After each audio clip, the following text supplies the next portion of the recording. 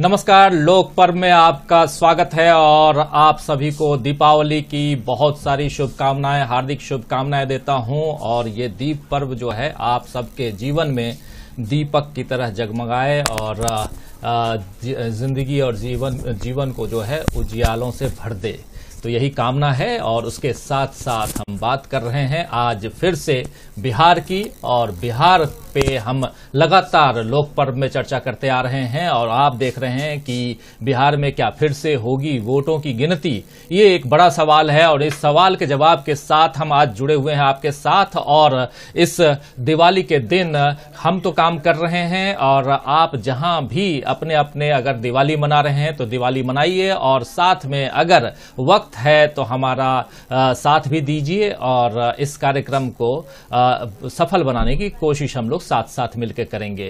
तो दोस्तों, जैसा आप जानते हैं कि बिहार में चुनाव संपन्न हो चुका है, और इस चुनाव में क्या कुछ हुआ ये बताने की जरूरत नहीं है। अभी भी आप स्क्रीन पे देख रहे होंगे कि एनडीए को 125 सीटें आई थी, 110 सीटों पे महागठबंधन सिमट कर रह गया, जबकि एलजेपी के खाते में जो है वो 1 सीट, और जीडीएसएफ के खाते में 6 सीटें, और अदर्स के खाते में 1 सीटें आई थी। ये सब हम जानते हैं। लेकिन महागठबंधन जो है वो इन 110 सीटों से संतुष्ट नहीं है। महागठबंधन का कहना है कि वोटों की गिनती जो है उसमें कहीं न कहीं हेराफेरी हुई है, और उसको दूर करने के लिए कई जगह वोटों की गिनती होनी चाहिए। तो इन सब पे आज हम चर्चा करेंगे। इसके अलावा महागठबंधन का जो मुख्य इसमें जो उनके घोषणा पत्र में जो वादा था, उस वादे पे भी हम बात करेंगे कि आखिर रोजगार जो सबसे बड़ा वादा था वो वादा कहां का कहां रह गया, और बिहार की रोजगार के मामले में क्या स्थिति है, और क्यों जो धरातल पे बहुत सारे जो अलग अलग वादे किए जा रहे थे, बातें जो हो रही थी, उन बातों का क्या हुआ।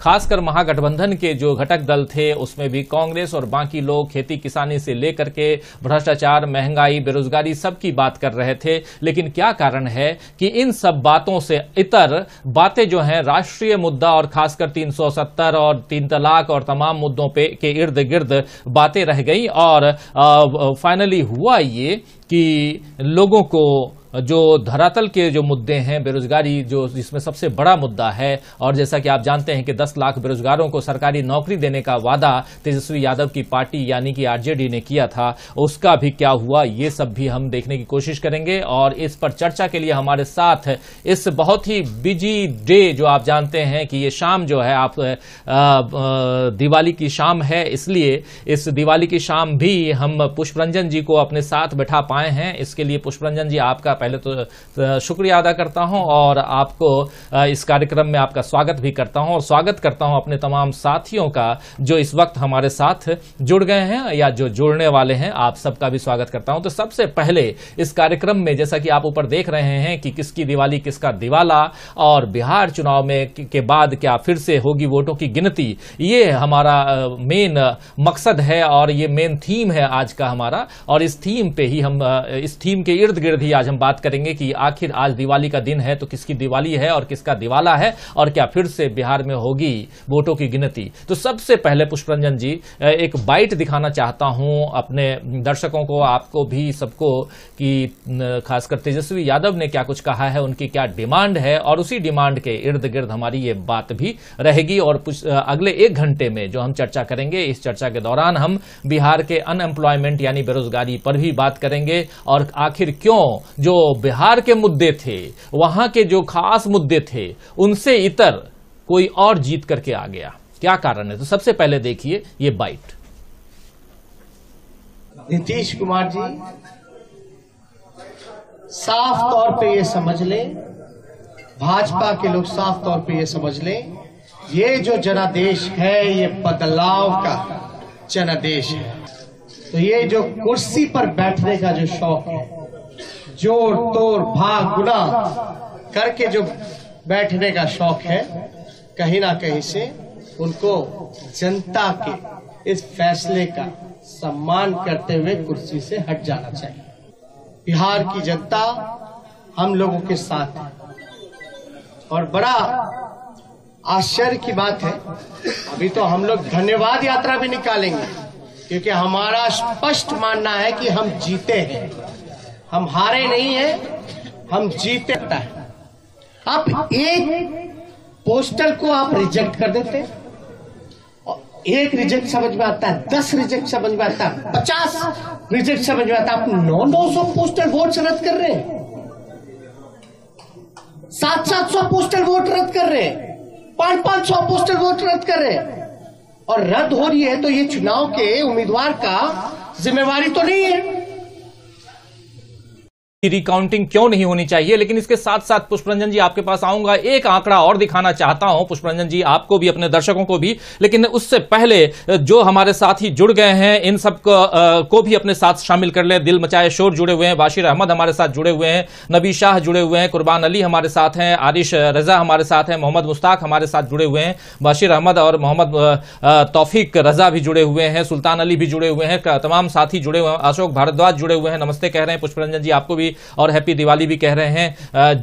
जकरिया जुड़े हुए हैं हमारे साथ, सुल्तान अली, तमाम दोस्त अभी आप लोगों के जो विचार हैं वो भी लेंगे। लेकिन सबसे पहले एक आंकड़ा और दिखाना चाहता हूं, किस बेस पे आखिर कह रहे हैं तेजस्वी यादव की रिकाउंटिंग होनी चाहिए, आखिर क्या कारण है, क्या बेस है, उस बेस को भी देखिए कि क्या कारण है कि तेजस्वी यादव बार बार कह रहे हैं कि इस बार जो चुनाव हुआ है बिहार में, उस चुनाव में मतदाताओं ने जनादेश जो है वो हमारे दल को यानी कि महागठबंधन को दिया है, चाहे उसमें आरजेडी हो, कांग्रेस हो या वाम दल हो, उनको दिया है। जबकि जो रिजल्ट है वो चुनाव आयोग ने सुना दिया, फैसला जो दे दिया वो एनडीए के पक्ष में। तो आखिर क्या कारण है, ये कुछ नमूना भी देख लीजिए, उसके बाद बात को और आगे बढ़ाते हैं। और पुष्परंजन जी आपसे मैं चाहूंगा इस पे आपकी टिप्पणी। तो ये देखिए, कम अंतर से हारे महागठबंधन के उम्मीदवार जो हैं, ये सबसे पहले हिल्सा सीट जो है उसका आपको बता रहा हूं कि आरजेडी उम्मीदवार 12 वोटों से हार गए थे यहां पे हिल्सा में, मात्र 12 वोटों से, और नोटा को 1022 वोट मिले थे। आप देखिए, नोटा का बटन दबाने वाले जो थे 1022 लोग थे, जबकि आरजेडी के उम्मीदवार को 12 वोटों से हरा दिया गया था और सामने जेडीयू का उम्मीदवार था। तो ये हिल्सा है। उसके बाद बरबीघा आइए, बरबीघा में कांग्रेस उम्मीदवार 113 वोटों से, मात्र 113 वोटों से हार गए, और नोटा यहां पे 3639। आप देखते चलिए, बहुत ही मजेदार, ये कम अंतर से हारे हुए महागठबंधन के उम्मीदवारों की हम बात कर रहे हैं। भोरे सीट सीपीआई एमएल का उम्मीदवार जो है 462 यानी 462 वोटों से हार गए, ये भोरे सीट से है। अब आगे बढ़ते हैं, ये बछवाड़ा है, यहां सीपीआई के उम्मीदवार 464 वोटों से हार गए। ये देखिए, कहां 12 कहां 464, मतलब लगातार। फिर चकाई, आरजेडी उम्मीदवार 581 वोटों से हार गए, और नोटा 6520, 581 वोटों से आप हार रहे हैं। अब देखिए परबत्ता में आरजेडी उम्मीदवार 951 वोटों से हार गए, और नोटा 1916। ये देखते चलिए। अब इसके बाद मुंगेर देखिए, मुंगेर में आरजेडी उम्मीदवार 1244 वोटों से हार गए, नोटा 3063। ये सब जिस बेस पे कह रहे हैं तेजस्वी यादव। सकरा, कांग्रेस उम्मीदवार 1537 वोटों से हार गए, नोटा 4389। नोटा का नाम इसलिए ले रहा हूं क्योंकि कल भी कुछ हमारे साथी पूछ रहे थे। महिषी, आरजेडी उम्मीदवार 1630 वोटों से हार गए, नोटा 3005। आप देखते चलिए। झाझा, आरजेडी उम्मीदवार 1679 वोटों से हार गए, और नोटा 6271।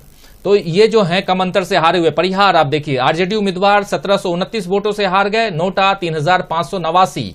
ये देखते चलिए। तो ये जो कुछ आंकड़े बताए, ये 12 वोट से लेकर के मतलब 2000 से कम हारे हुए जो लोग हैं उनके आंकड़े आपको बता रहे थे हम, और ये बताने की कोशिश कर रहे थे कि ये छोटा मोटा जो आंकड़ा है, इन आंकड़ों पे अगर गिनती की मांग अगर की जाती है, ये 11 जो सीट है उनकी ही बात हम कर रहे हैं, सिर्फ 11, जबकि और भी हैं, लेकिन इन 11 सीटों पे भी अगर रिकाउंटिंग होती है तो क्यों नहीं होनी चाहिए, पहली बात। दूसरी बात, तेजस्वी यादव ने यह भी कहा कि जहां 900 बैलेट पेपर के वोट थे उनको भी रद्दी की टोकरी में डाल दिया गया, उनकी काउंटिंग भी नहीं हुई।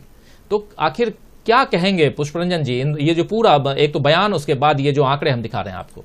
राजीव जी, आपको ध्यान होगा कि जब भी काउंटिंग होती है, पोस्टल बैलेट पहले उसको काउंट किया जाता है जी। ये परंपरा रही है लगातार, और ये आखिरी में काउंट करना या सबसे इंटरवल के बाद काउंट करना और उसे रद्द करना, ये सब चीजें शंका पैदा करती हैं।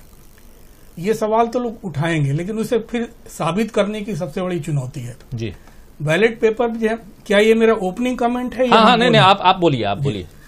तो मैं ये बता रहा था कि बैलेट पेपर जो है, वो जो पोस्टल बैलेट पेपर है जी, उसमें 4 पेज होते हैं, और 4 पेज में क्या है कि एक पेज जिसमें कि नाम, पता और सब कुछ लिखा जाता है और बाकी 3 में निर्देश होते हैं। एक में सत्यापन कराया जाता है कि ये व्यक्ति वास्तव में वही वोटर है जो चुनाव का पर्चा भर रहा है जी। तो ये कुल 4 पेपर जो है उसको प्रॉपर तरीके से भर के, साइन करके और आप किसको मत दे रहे हैं वो सब करके और लिफाफे को सील करके फिर भेजा जाता है जी। अब चुनाव आयोग जो वहाँ काउंटिंग पे जो लोग बैठे होते हैं उसमें अगर पेपर सही से सील भी नहीं किया गया है, जो लिफाफा आता है, तो भी उसे रद्द करने का अधिकार उनको है। और अगर अंदर के जो 4 पन्ने हैं उसमें कहीं भी कोई कॉलम ऐसे छूट गया हो या कहीं सिग्नेचर अगर नहीं सत्यापित सही से हो, कहीं कोई जरा सी गड़बड़ हो, तो उसे रद्द करने का अधिकार निर्वाचन अधिकारी को होता है। बिल्कुल। अब इसमें क्या है कि मान लीजिए कि 4 पेपर सही से भरे गए हों, मगर वो ये कह दे कि लिफाफा सही से नहीं सील हुआ है, हमने इस वजह से रद्द किया है, तो उसे अब साबित करना है। जो कह रहे हैं कि हमें कैमरा और वीडियोग्राफी और तमाम चीजें दिखाई है जी, तो अब है कि उसका फिर फोरेंसिक टेस्ट कराना होगा और एक एक मूवमेंट को देख के हर लिफाफे का 900 लिफाफे का ये कोई आसान जांच की प्रक्रिया नहीं है। और इससे सिर्फ इस बिना पर भी हो सकता है रद्द कि ये लिफाफा सही से सील नहीं हुआ है जी, मतलब तमाम कई सारे बहाने हैं। तो ये चीजें बड़ा अपने आप में एक चुनौती है। अगर कोई बेईमानी पे उतर है तो उसको सही साबित करना भी एक अपने आप में चुनौती है जी। ये सही साबित करना भी अपने आप में चुनौती है, लेकिन चुनौती ये भी है कि क्या अब आरजेडी आखिर आगे क्या करेगा, महागठबंधन आखिर आगे क्या करेगा, क्या ये कोर्ट का दरवाजा खटखटाएंगे? आपको बता दूं कि कोर्ट का दरवाजा ये खटखटा सकते हैं लीगली, कोई भी हम और आप तो नहीं जा सकते इनके पक्ष में, लेकिन जो उम्मीदवार है वो कोर्ट के दरवाजे तक जा सकता है। और शायद मैं ठीक कह रहा हूं पुष्प? बिल्कुल बिल्कुल। तो जो पहले तो निर्वाचन आयोग में उन्होंने कंप्लेन किया, अगर वहां रद्द कर दिया जाता है उसे भी टोकरी में डाल देते हैं कि आप नहीं मानते हम, तो अदालत फिर आखिर में रह जाता है, अदालत में चीजें सुनवाई होती हैं। अब अदालत की विश्वसनीयता की बात है कि कितने विश्वसनीय वाकई ईमानदारी से आपकी सुनवाई होती है या क्या होता है, वो तो आखिरी पायदान है और वहां पर भरोसा तो करना पड़ेगा इनको कहीं न कहीं जी। इंक्वायरी की भी बात हो सकती है, अगर चाहे सरकार चाहे तो इस पर एक इंक्वायरी कमीशन को कंस्टिट्यूट कर सकते हैं कि भाई हमने एक आयोग को बैठाया है किसी जज के निर्देश में, तो देख रेख में, तो ये चीजें चल सकती हैं, डिपेंड करता है क्या लेकिन ये एक सिचुएशन की बात आप कर रहे हैं, जो एक आदर्श स्थिति जिसे कहते हैं हिंदी में, उसकी बात आप कर रहे हैं पुष्परंजन जी। लेकिन आज जो बिहार की स्थिति है, जिसमें हम कल भी बात कर रहे थे कि गोपालगंज में ऐसा ही एक केस आया जिसमें कहा गया कि जेडीयू का जो उम्मीदवार है वो काफी देर तक, मतलब वो लगभग आधे दिन तक एक काउंटिंग सेंटर में अंदर काउंटिंग के वक्त मौजूद रहा, लेकिन जब आरजेडी, ये जेडीयू के उम्मीदवार की बात की जा रही है, लेकिन जब आरजेडी या महागठबंधन के लोगों ने उस जगह की रिकॉर्डिंग दिखाने की बात की तो इसे खारिज कर दिया गया। वहां के डीएम ने इसे पहले तो स्वीकार किया, उसके बाद में खारिज कर दिया। तो क्या लगता है आपको कि चुनाव आयोग या वहां के जो प्रशासन है वो इतनी आदर्श स्थिति निर्मित करने के मतलब वो करने देगा, वो प्रशासन इस ढंग का व्यवहार करेगा? मुझे लगता नहीं कि एकदम फेयर कोई व्यवहार होगा। दूसरा ये तर्क क्या दे रहे हैं कि क्यों लेट पोस्टल बैलेट को काउंट किया गया है, शुरू में क्यों नहीं काउंट किया गया? तो इनका तर्क ये है कि वो वीवीपैट मशीन से जो पर्ची निकलती है उसको मैच करना था, इस वजह से इसमें डिले हुए है और इसको आखिर में लिख दिया गया है। मगर ये सारा का सारा ये पहली बार क्यों हो रहा है, ये इस तरह से क्यों हो रहा है? पुष्परंजन जी, अगर आप कहें तो मैं सिर्फ ये थोड़ा सा वो प्रोसेस आपने भी बताया है, मैं एक बार फिर से जो दर्शक हमारे साथ जुड़े हुए हैं उनको बता दूं कि जब काउंटिंग होती है, शुरू होती है दोस्तों, तो सबसे पहले आधे घंटे तक या आधे घंटे का समय दिया जाता है जिसमें पोस्टल बैलेट की काउंटिंग शुरुआत होती है। बिल्कुल। और अगर पोस्टल बैलेट की काउंटिंग आधे घंटे में संपन्न नहीं होती, यानी कि साथ नहीं होती है, तो दोनों साथ साथ चलती है। मतलब काउंटिंग बैलेट की काउंटिंग भी माफ करें, पोस्टल बैलेट की काउंटिंग भी चलेगी और उसके साथ साथ ईवीएम की भी काउंटिंग होगी, दोनों साथ साथ चलेगी। लेकिन हुआ यहाँ ये कि शुरुआत में काउंटिंग ही नहीं हुई कई जगहों पे, और आखिर में पोस्टल बैलेट की काउंटिंग हुई ही नहीं है।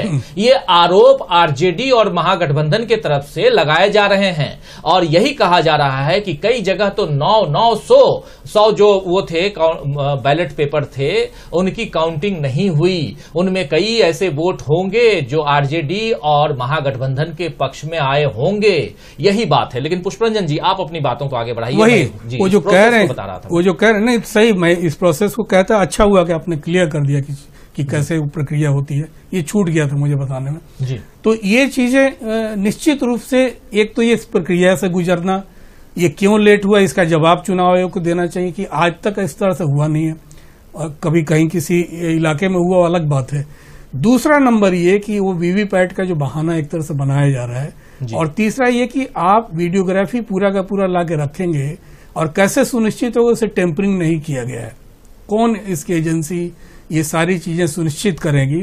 वो सारी वीडियोग्राफी, लिफाफा यहाँ पड़ा हुआ है उसे खोला जा रहा है, क्या उस लिफाफे को भी फोकस करके सारे जो 900 रिजेक्ट हुए हैं अगर, तो क्या वो 900 वीडियोग्राफी हुई होगी लिफाफे को खोलने से लेके और एक एक पेज, एक एक सिग्नेचर देखने मिलाने तक की वीडियोग्राफी हुई होगी तब तो ये तो वास्तव में उसे वेरीफाई करने की आवश्यकता है, जो तेजस्वी यादव पूछ रहे हैं, बोल रहे हैं।